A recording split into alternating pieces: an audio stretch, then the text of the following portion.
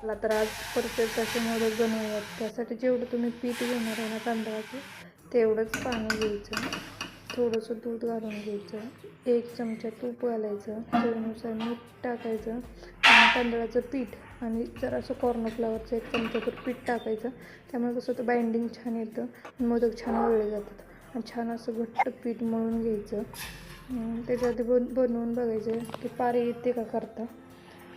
म्हणजे मी काढण्यासाठी थोडंसं पाणी घालून घेतलं, त्याच्यात गूळ वितळवायला टाकला आहे, त्याच्यात तूप टाकले चमचा भरून आणि खोबरं चांगलं परतून थोड्याच वेळ त्याच्यात थोडीशी जायफळ आणि थोडंसं